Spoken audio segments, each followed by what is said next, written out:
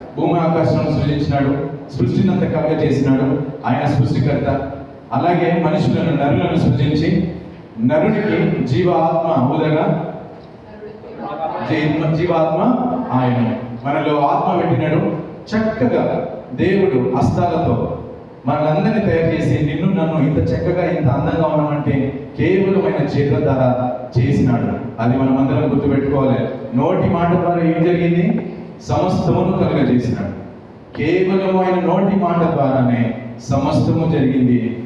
ఆయన సర్వసృష్టి కనుక మనము ఆయన చేతులతో నిర్మించబడిన వారమే ఉన్నాం. కాబట్టి మనం ఏం చేయాలంటే దేవుని గురించి ధ్యానించు వారమై ఉండాలి, దేవుని గురించి ఆలోచించు వారమై ఉండాలి, దేవునికి ఇష్టంగా బ్రతుకువారమై ఉండాలి. అందుకనే దేవుడి లోకానికి మనల్ని ఆయన చేతులతో చేసి ఆయన ప్రేమించి ఈ భూలోకానికి మనకు పంపించినాడు. కాబట్టి మనమందరం ఆయనకి ఇష్టంగా లేకపోతే ఆయన ఎంతలా బాధపడతాడు అనేది మనందరికీ తెలిసిన విషయమే. సో మనము చక్కగా వాక్యదానంలోకి వెళ్ళిపోదాం. ఆది కాండము 1వ అధ్యాయము 14వ వచనం. దేవుడు పగటిని రాత్రిని వేరుపరుచున్నట్లు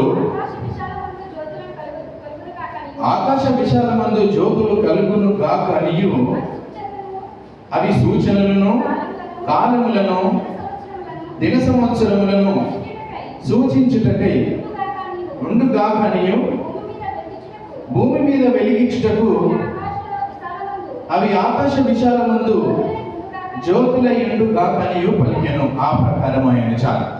14వ వచనంలో సర్వసృష్టిని సృష్టించిన దేవుడు సూర్యుని, చంద్రుని, నక్షత్రాలని ఎందు నిమిత్తమై కలుగజేసినాడు ఈ వచనంలో క్లుప్తంగా చక్కగా వివరించి ఉన్నాడు. దేవుడు ఎందుకు వాటిని కలుగజేసినాడు అనేది ఈ వచనంలో చూస్తాం. అయితే సూర్యుడు, చంద్రుడు, నక్షత్రములు ఏ దినమున కలుగజేసినాడంటే దేవుడు, మనమందరం ఇక్కడే ఒక్కసారి ఆలోచన చేద్దాం. దేవుని సృష్టి గురించి ఆలోచన చేద్దాం. సృష్టికర్తను స్మరణకు తెచ్చుకుంటే మనకు జ్ఞానం కలుగుతుంది. ఆ జ్ఞానం దేవుడు ఇచ్చేవాడు కనుక కొన్ని మాటలు, కొన్ని నిమిషాలు మనం ఆలోచింపజేయవలసిన అవసరత దేవుడు ఉన్నదని దాంట్లో నుంచి మనం తెలియజేయడానికి ఇష్టపడతా ఉన్నాడు. 4వ రోజు సూర్య, చంద్ర, నక్షత్రమును పెట్టినాడు కదా.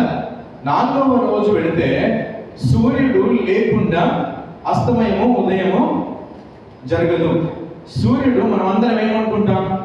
సూర్యుడు వెలుగై ఉన్నాడు, వెలుగుగా ప్రకాశిస్తున్నాడు అనుకుంటాం. కానీ సూర్యుడు వెలుగు అవసరత లేకుండానే, వెలుగు కేవలం వెలుగు కొరకే కాక మరి దేవుడు దేని కొరకు సూర్యుని పెట్టినాడు? మన మొదటి వచనంలో చూస్తే అదే 3వ వచనంలో చూస్తే దేవుడు వెలుగు కమ్మని పలకగా వెలుగు కలిగెను. ఏ రోజు వెలుగైంది? అందరూ మాట్లాడాలా? ఆది కాండంలో ఉన్నాం, మనం మొదటి బిగినింగ్లో ఉన్నాం. మొదటి దినమునే వెలుగు కలిగింది. 4వ రోజు సూర్యుడు పెట్టినాడు. సూర్యుడిని ప్రమేయమే అవసరం లేదు, సూర్యుని కాంతే అవసరం లేకుండా మనం మొదటి రోజే చూస్తాం. మనం అందరం ఏమనుకుంటాం? ఒక అస్తమయము, ఒక ఉదయం, సూర్యుని అస్తమయము, సూర్యుని ఉదయం జరిగితే ఒక రోజు అవుతుంది. మరి మొదటి 3 దినాలు సూర్యుడు లేకుండానే అస్తమయమును, ఉదయం ఎలా జరిగినాయి కదా? 3 రోజులు జరిగినాయి కదా. ఎలా జరిగింది? వెలుతురు గురించి మనం అనుకుంటే సూర్యుడు 4వ రోజు వచ్చినాడు. అందుకే దేవుడు మొదటి 3వ వచనంలోనే వెలుగు కమ్మని పలికెను. విశ్వములో వెలుగు, చాలా ప్రకాశమైన వెలుగు దేవుడు ముందుగానే కలుగజేసినాడు.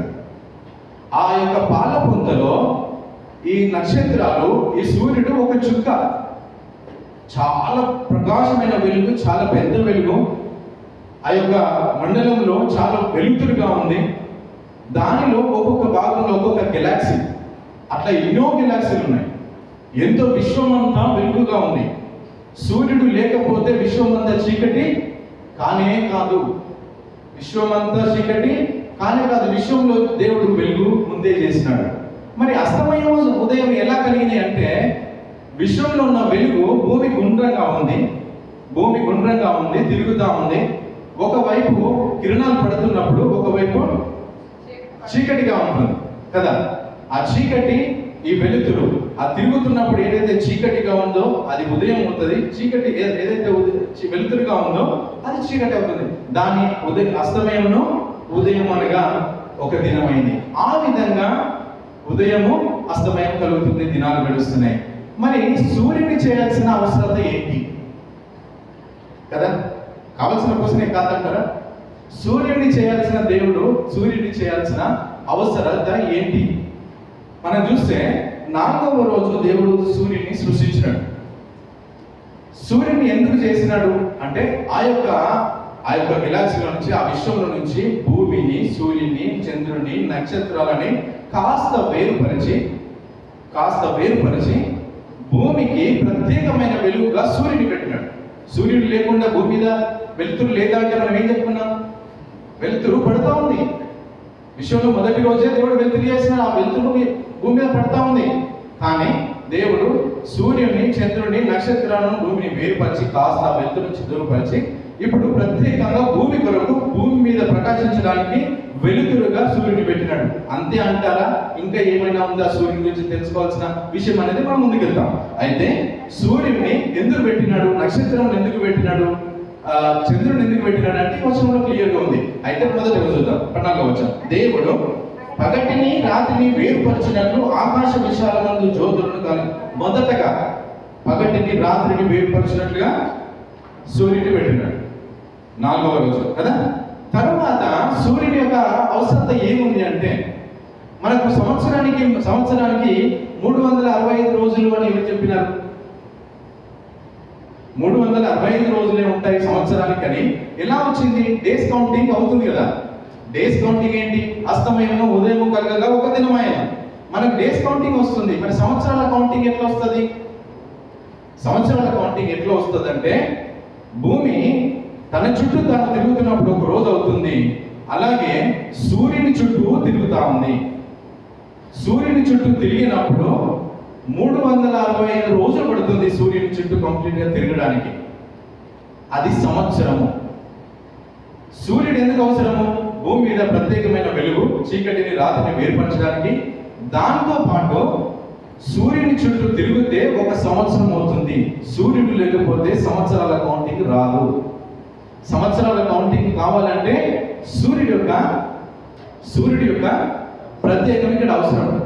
అందుకు దేవుడు గొప్ప ప్రణాళిక చొప్పున, ఆయన ప్రణాళిక చాలా గొప్పది. సూర్యుడు లేకపోతే మనకి ఇయర్స్ కౌంటింగ్ రాదు. మరి సంవత్సరానికి 12 నెలలే ఉండాలని ఎవరు చెప్పినారు? 14 నెలలు ఉండొచ్చు కదా, 15 నెలలు ఉండొచ్చు కదా, 10 నెలలు ఉండొచ్చు కదా. మరి 12 నెలలని ఎవరు చెప్పినారు అంటే, మనకు ఇక్కడ చంద్రుడు అవసరపడుతున్నాడు. భూమి సూర్యుని చుట్టూ తిరుగుతున్నప్పుడు చంద్రుడు భూమి చుట్టూ తిరుగుతా ఉన్నాడు. భూమి చుట్టూ ఎన్ని రోజులు తిరుగుతున్నాడు అంటే 30 రోజులు ఈ భూమి చుట్టూ తిరుగుతా ఉన్నాడు. ఒక అమావాస్య, ఒక పౌర్ణమి, ఆ 15 డేస్ వెలుతురు ఉంటుంది, 15 డేస్ చీకటిగా ఉంటుంది. ఈ ఒక 1 మంత్, ఒక రొటేషన్ 1 మంత్, ఒక నెల అవుతుంది. చంద్రుడు దేనికి అవసరం?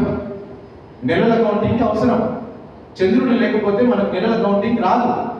సూర్యుడు లేకపోతే సంవత్సరాల కౌంటింగ్ రాదు. 14వ వచనం మరొకసారి చూడండి.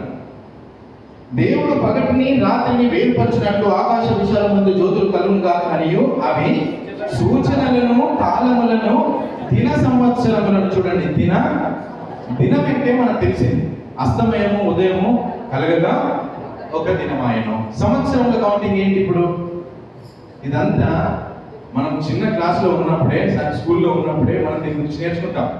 ఇదంతా ఎక్కడి నుంచి కాపీ చేస్తారు వాళ్ళంతా? బైబిలే.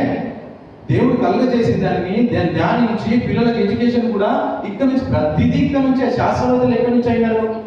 దేవుడు గొప్ప శాస్త్రవేత్తలను ఎక్కడి నుంచి కలుగజేసినాడు? ఈ జ్ఞానాన్ని బట్టే కదా.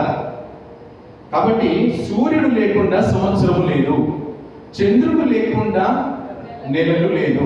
మనకు సంవత్సరం ఏంటో అర్థమైంది, ఎట్లా వస్తే అర్థమైంది. సూర్యుడి యొక్క అవసరత ఏంటి అని అర్థమైంది, చంద్రుడి యొక్క అవసరత అర్థమైంది. ఇప్పుడు మనకు కావలసినప్పుడు ఆకాశం మనం చూసినప్పుడు దాంట్లో మనకి ఏం కనిపిస్తున్నాయి? సూర్యుడు కనిపిస్తున్నాడు, చంద్రుడు కనిపిస్తున్నాడు, నక్షత్రములు కనిపిస్తున్నాయి. ఆకాశ మండలంలో చూసినప్పుడు మన నక్షత్రాలు మనం ఎందుకు చూస్తున్నాం? అసలు నక్షత్రాలు ఎందుకు దేవుడు చూపించాలనుకున్నాడు? ఆకాశంలో నక్షత్రాలు ఎందుకు ఉన్నాయి? ఇది క్వశ్చన్ పాయింట్ కదా, కాదంటారా? ఒకసారి సృష్టిని మనం ఆలోచన చేస్తే ఆకాశంలో ఈ 3 ప్రత్యేకంగా కనిపిస్తున్నాయి. అంటే దేవుడు దాని గురించి ఏం చెప్పాలనుకున్నాడు అంటే సూర్యుని గురించి మనకు అర్థమైపోయింది, చంద్రుడి గురించి అర్థమైపోయింది. ఇప్పుడు మన నక్షత్రాల గురించి మనకు అర్థం అవ్వాలి, అంతే కదా. నక్షత్రాలతో ఆకాశంలో ఆయన వివరణ ఉంటుంది. ఆకాశంలో ఆయన వివరణ ఉంటుంది. ఇప్పుడు మనకు ఇయర్స్ అయిపోయింది, మంత్ అయిపోయింది, డేస్ ఎన్ని డేస్ అండి? వారానికి ఎన్ని రోజులు? 7 రోజులు కదా. 7వ రోజు అంటే 7 రోజులు ఏమని చెప్పినారు మరి కదా? ఏ శాస్త్రవేత్త దగ్గరికి సమాధానం లేదు. దేవుడే ఈ 7 రోజులు కౌంటింగ్ వారానికని దేవుడు స్పష్టంగా తెలియజేసినాడు. వారానికి 7 రోజులనే దేవుడే డిసైడ్ చేసినాడు. ఏ శాస్త్రవేత్త దీనికి సమాధానం చెప్పరు. కాబట్టి 7 రోజులు, నెల రోజులు, సంవత్సరం అయిపోయింది. ఇప్పుడు నక్షత్రం గురించి మనం చూస్తే, ఇప్పుడు సూచనలు అనగా సైన్ బోర్డ్.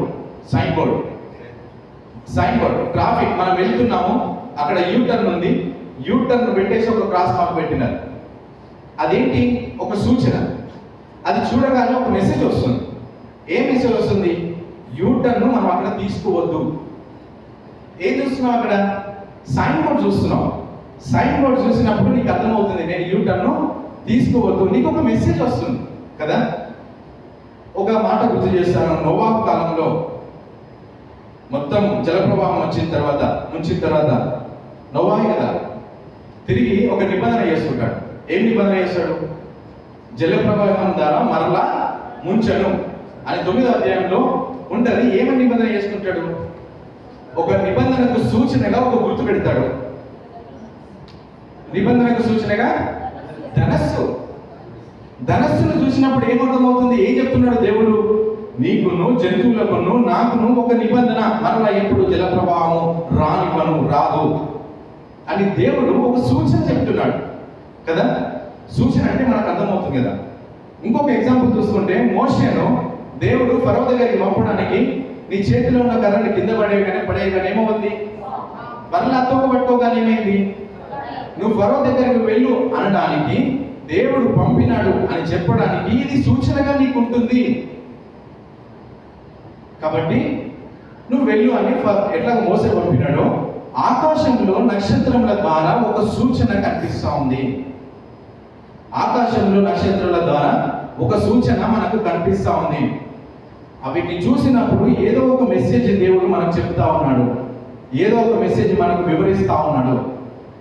నెక్స్ట్ వచ్చేస్తే దాని కిందనే సూచనలను, నెక్స్ట్ కాలములు. అదే వచనంలో కాలములు అంటే శీతాకాలం, వర్షాకాలం, ఎండాకాలం, ఈ కాలాలు కావు.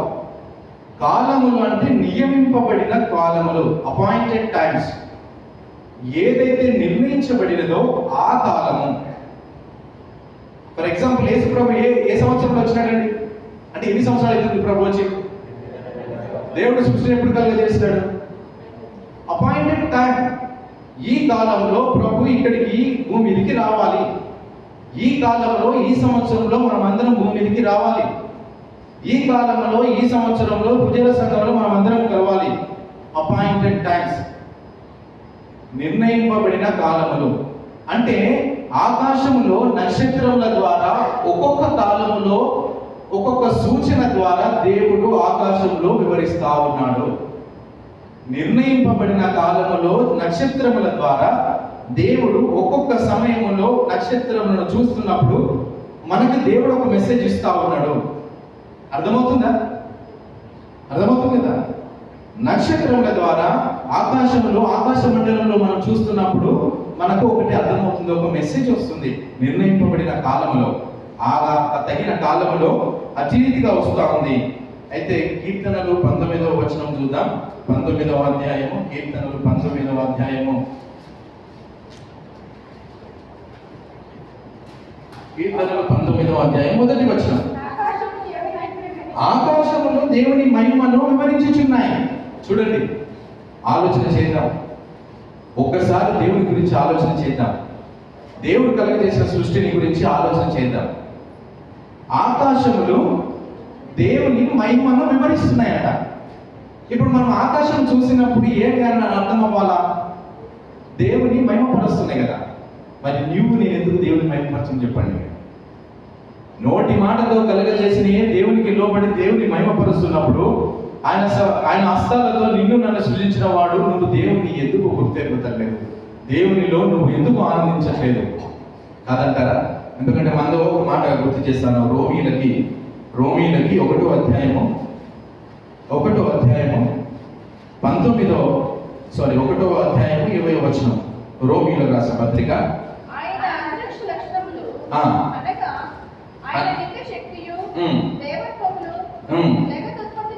జగదుత్పత్తి మొదలుకొని సృష్టింపబడిన వస్తువులను ఆలోచించుట వలన తేటపడుచున్నవి కనుక వారు నిరుత్తరులై ఉత్తరము ఇవ్వకుండా. ఇదెవరికి? దేవుడంటే నమ్మని వారికి, దేవుడంటే విశ్వసించిన వారికి, దేవుని గురించి తెలియని వారికి వారు సమాధానం ఇవ్వకుండా, దేవుడు లేడు అని చెప్పకుండా, దేవుడు లేడు విశ్వములు మనకు లేడు, దేవుడు అంటేనే అసలు లేడు అనే వారికి చెప్పకుండా, ఉత్తరం ఇవ్వకుండా వారికి ఏం చెప్పినాడంటే జగదుత్పత్తిని సృష్టింపబడినను నువ్వు ఆలోచించుట వలన ఆయన నిత్య శక్తియు దైవత్వము, ఆయన శక్తి ఏందో అర్థమవుతుంది, ఆయన దైవత్వం ఏందో అర్థమవుతుంది. దేని వలన? జగదుత్పత్తిని ఆలోచించుట వలన. ఏదైతే కలుగజేసిందో విశ్వమంతా, సూర్య చంద్ర నక్షత్రములను, ఆకాశ మండలములను ఇవన్నీ ఆలోచింపజేయడం వల్ల ఆయన శక్తియు ఆయన దైవత్వము మనకు అర్థమవుతుంది. అందుకే దేవుడు లేడు అనే వారికి ఉత్తరం ఇవ్వకుండా చేసినాడు ప్రభువు. కీర్తనలో ఆకాశం వైపు దేవుడు దావీదు గారికి చెప్పి నేర్పిస్తున్నాడంట.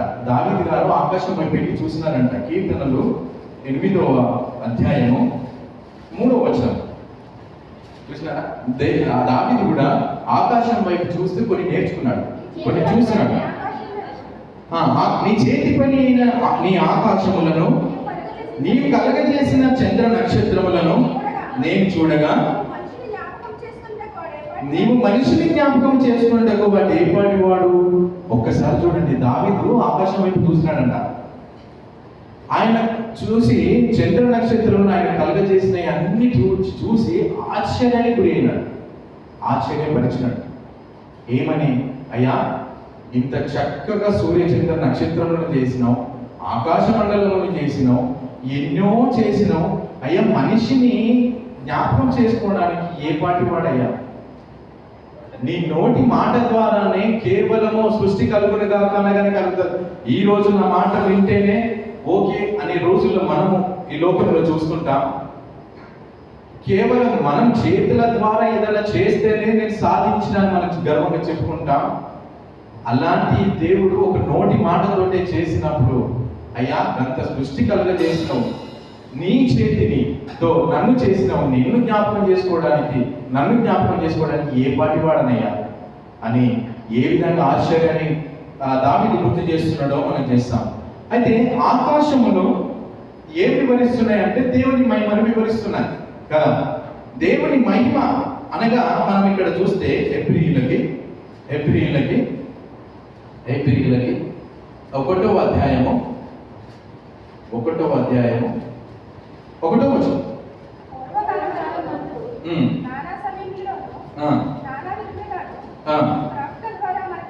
ప్రవక్తల ద్వారా మన పితరులతో మాట్లాడిన దేవుడు ఈ దినముల అంతమందు కుమారుని ద్వారా మనతో మాట్లాడెను.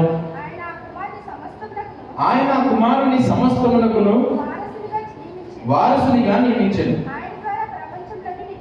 ఆయన ద్వారా ప్రపంచములను నిర్మించెను. ఆయన దేవుని మహిమ యొక్క తేజస్సులు. తేజస్సు యొక్క మాటకి ఫుట్నోట్లో ఒకటి రాసినాడు, ప్రతిబింబము. దేవుని మహిమ యొక్క ప్రతిబింబము, దేవుని యొక్క మహిమ యొక్క ప్రతిబింబమై ఉన్నాడు. ప్రతిబింబం అంటే అర్థం ఏంటి? నువ్వు అద్దం దగ్గరికి వెళ్తావు కదా, ఏం చూసుకుంటావు? నీకేం కనిపిస్తుంది? మన స్వరూపం కనిపిస్తుంది. అంటే దేవుని యొక్క మహిమ యొక్క క్రీస్తు ఎవరు? ప్రతిబింబం. దేవునికి మహిమకి ప్రతిబింబం. మహిమ అంటే ఇప్పుడు ఎవరు? క్రీస్తు కదా. క్రీస్తు. అయితే క్రీస్తు గురించి ఆకాశములు క్రీస్తుని గురించి వివరిస్తున్నాయి. ఆకాశంలో క్రీస్తు గురించి వివరిస్తున్నాయి. ఆకాశంలో నక్షత్రములు, సూర్యచంద్ర నక్షత్రములు ఆయా కాలాల్లో ఆయా సూచనల ద్వారా ఆ సంవత్సరంలో వివరిస్తున్నాయి. ఎవరి గురించి? క్రీస్తు గురించి వివరిస్తున్నాయి. ఆకాశంలో క్రీస్తు గురించి వివరిస్తున్నాయి. చూస్తే యోహాను గారు రాసిన పత్రికలో, యోహాను గారు సువార్తలో కూడా అదే ఉంటది. ఆ వాక్యం శరీరధారి అయి కృపా సత్య సంపూర్ణంగా మధ్య నివసించెను. తర్వాత ఆయన మహిమను మనము కనుగొంటిని. క్రీస్తుని మనం కనుగొన్నాం. సో ఆయన మహిమ అనగా క్రీస్తు. కానీ కొరింథీయులకి, 2వ కొరింథీయులకు ఒక మాట గుర్తు చేస్తారు. 4వ అధ్యాయము, 2వ కొరింథీయులు 4వ అధ్యాయము 5వ వచనంలో,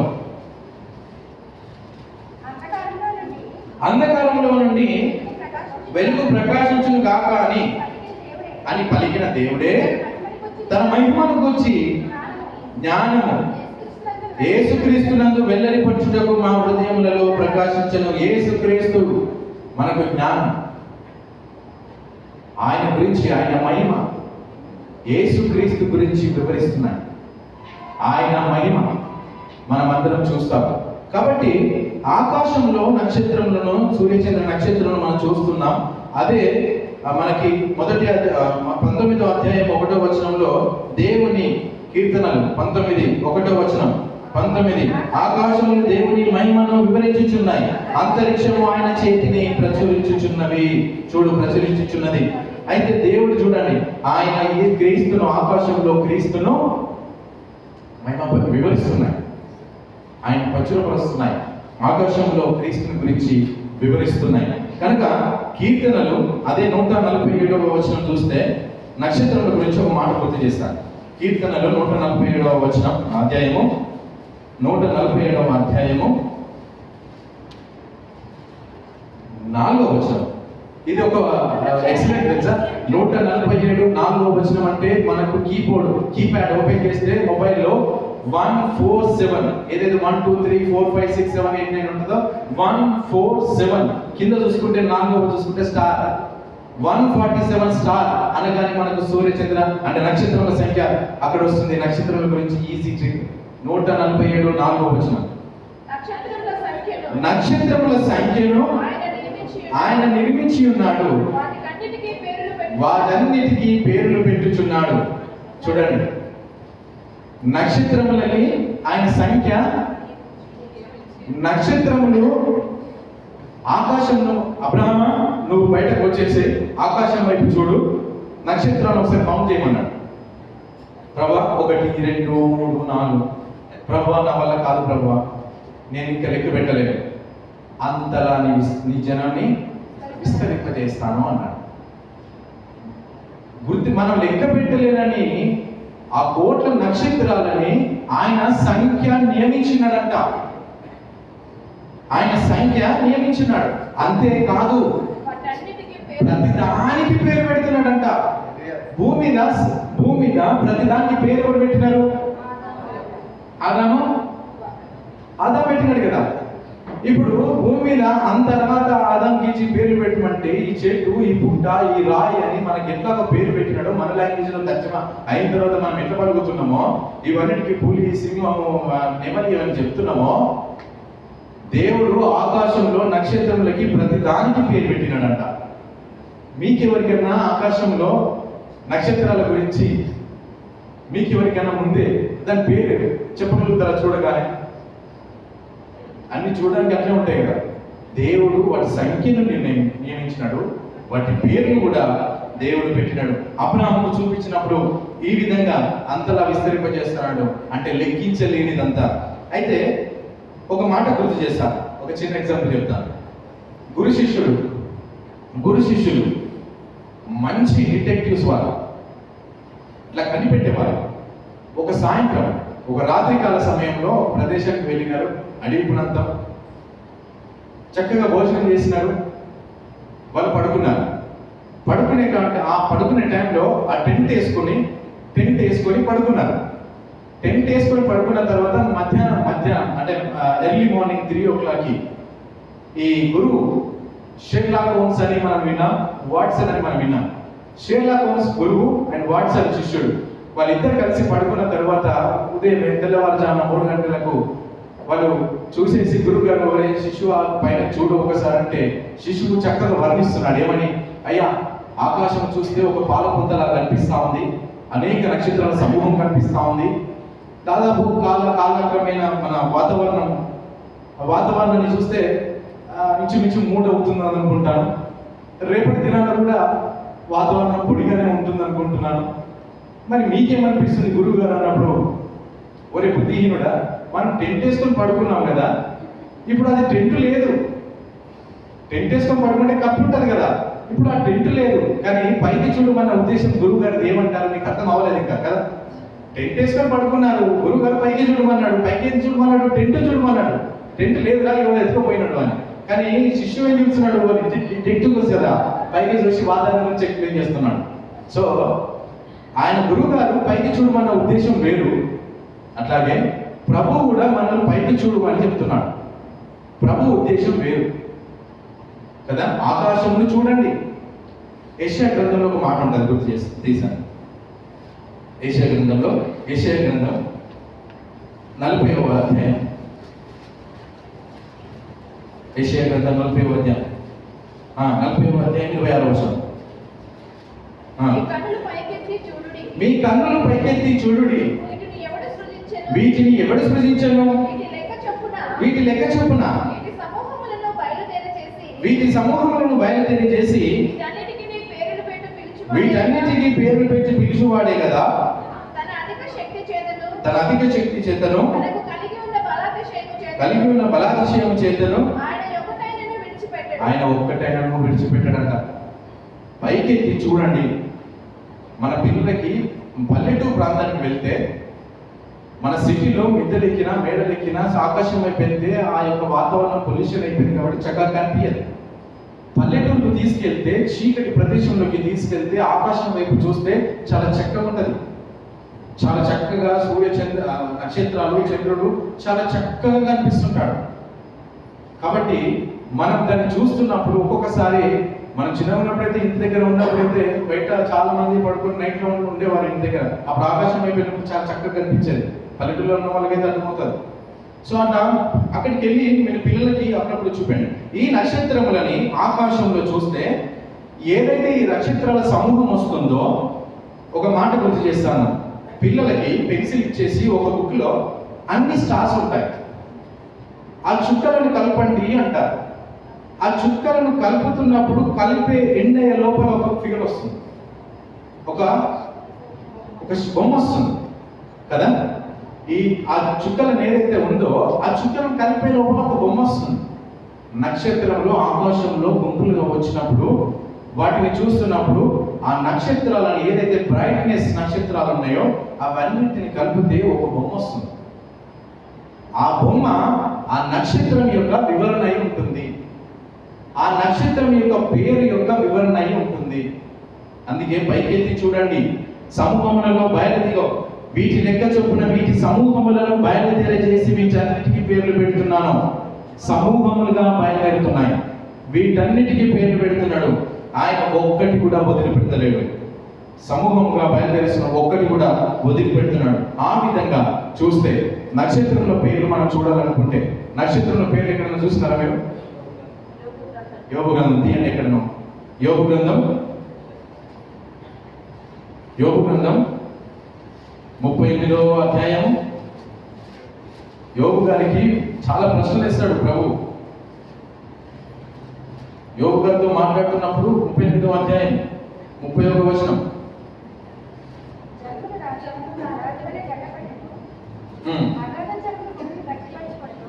38వ అధ్యాయము 31వ వచనం.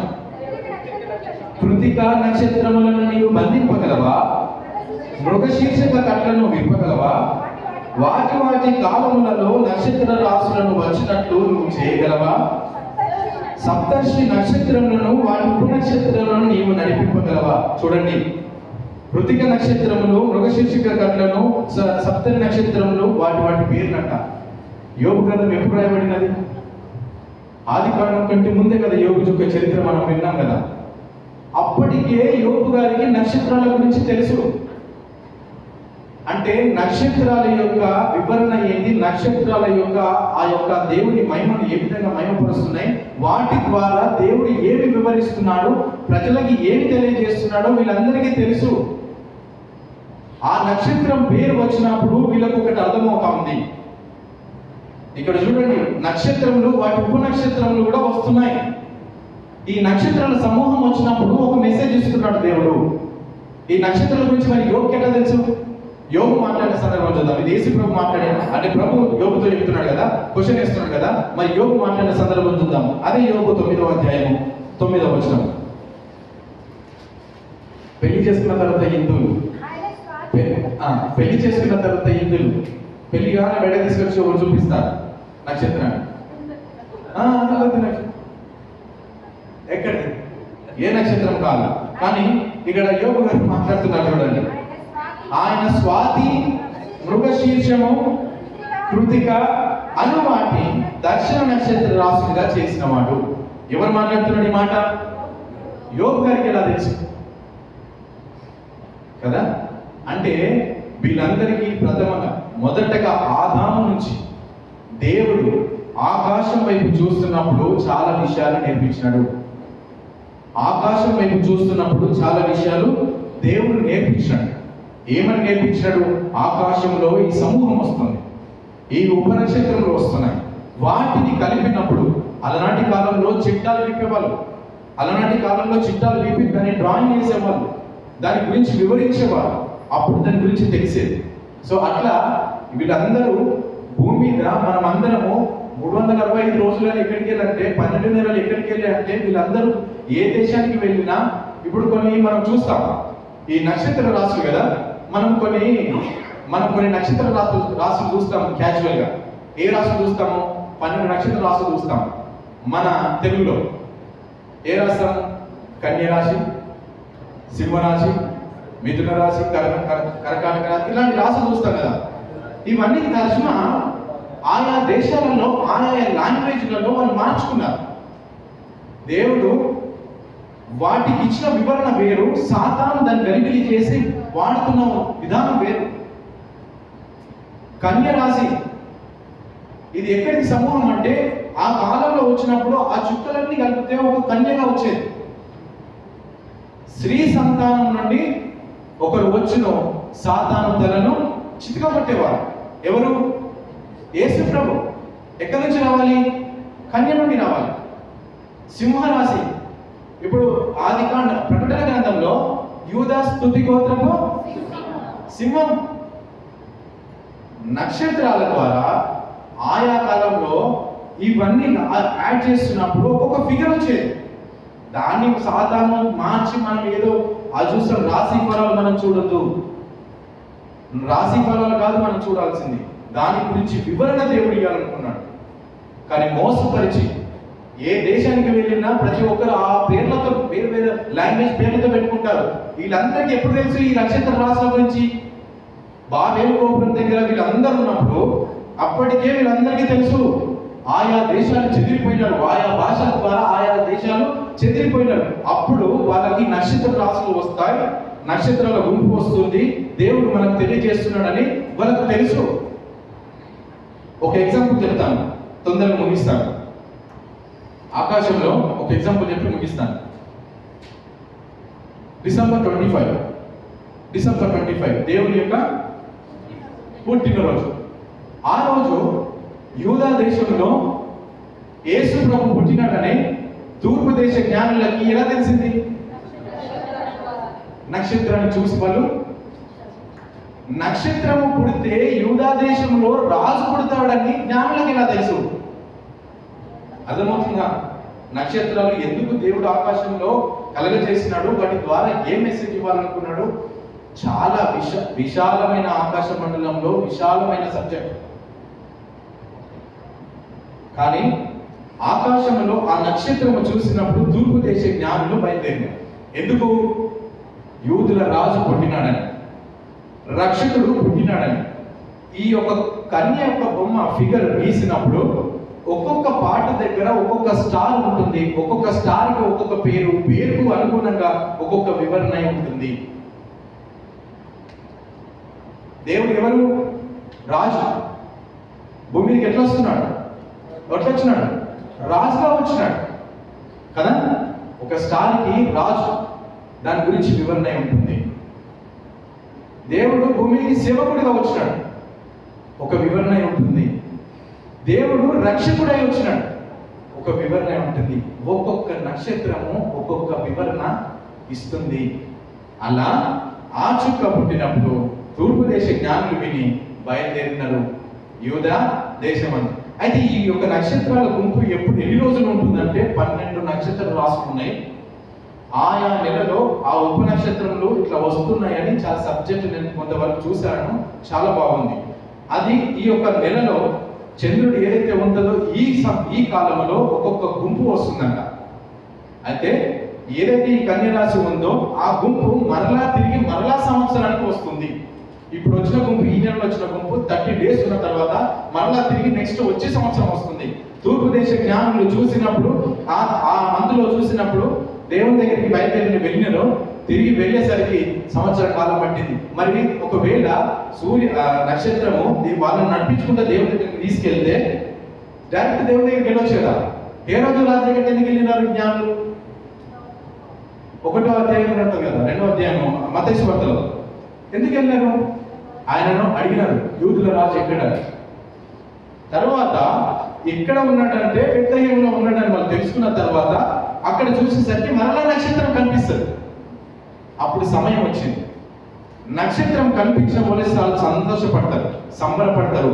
అదే నక్షత్రము అప్పుడు జ్ఞానులని నడిపించుకుంటూ యేసు ప్రభు ఎక్కడున్నాడో అక్కడికి వచ్చి వాళ్ళు ఒకవేళ అక్కడే యేసు ప్రభు పుట్టిన స్టార్ను చూసి బయలుదేరితే వాళ్ళకి ముందే తెలుసు కదా యూదా దేశం ఎక్కడుందో. నడిపించాల్సిన అవసరం లేదు కదా, అవసరం లేకుండానే వాళ్ళు ఇక్కడికి వచ్చిన తర్వాత మరలా నక్షత్రం వాళ్ళని నడిపేయడానికి ఆస్కారం జరిగింది. సో ఆయా కాలంలో నియమింపబడిన కాలంలో నక్షత్రాలను దేవుడు ఏర్పరిచినాడు. కాబట్టి ఈ యొక్క చివరగా అదే 19వ అధ్యాయం కీర్తనలు 19వ అధ్యాయం ముగిస్తున్నాను. 19వ అధ్యాయం కీర్తనలు ముగిస్తున్నాను. మొదటి నుంచి ఆకాశములు దేవుని మహిమను వివరించుచున్నవి, అంతరిక్షము ఆయన చేతి పనిని ప్రచురించుచున్నవి. పగటికి పగలు బోధ చేయుచున్నది, రాత్రికి రాత్రి జ్ఞానము తెలుపుతున్నది.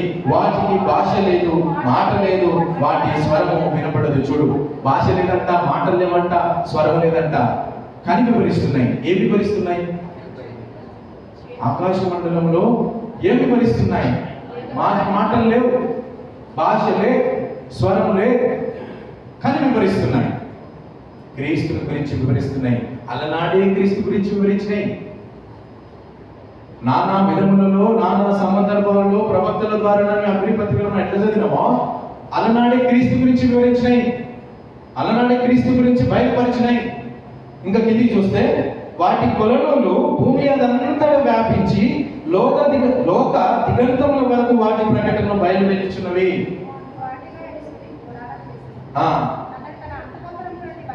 అతడు అనేసరికి సబ్జెక్ట్ మారిపోతుంది. సూర్యుడు లాగానే అనిపిస్తుంది, కానీ అతడు వచ్చేస్తారు. సో కాబట్టి క్రీస్తు గురించి ఎప్పుడో వెళ్ళిపోయినాయి, క్రీస్తు గురించి ఎప్పుడో వివరించినాడు. కాబట్టి దేవుడు ఒకసారి నక్షత్రం వైపు చూడండి, ఆయన వైపు చూడండి. సూర్య చంద్ర నక్షత్రాల యొక్క అవసరత ఏందనేది మనం తెలుసుకున్నాం. ఆయనను వివరించడానికి ఆయన కలుగజేసిన సృష్టి అంత వివరిస్తూ ఉంటే నేను దేవుణ్ణి మహిమపరచకుండా, దేవుణ్ణి ఆయన స్తుతించకుండా మనం బ్రతుకుతున్నామంటే చివరికి మనం ఎక్కడికి వెళ్తామనేది దేవుడు మనకు తెలియజేస్తున్నాడు. కాబట్టి మనం అందరం దేవునికి ఇష్టమై ఉన్నాం. ఆ యొక్క సృష్టిని చూస్తున్నప్పుడు ఆయన గురించి మనం ఎట్లా ఆలోచన చేస్తాం, ఆయన శక్తి ఏందో, ఆయన దైవత్వం ఏదో మనకు అర్థమైంది. కాబట్టి అలాంటి దేవుని మనం పట్టుకొని బ్రతుకుతున్నాం. అలాంటి స్థితిలో మనందరినీ భద్రపరిచి నడపాలని మనస్ఫూర్తిగా కోరుకుంటూ చిన్న మాట ముగిస్తున్నాం. Thank you so much.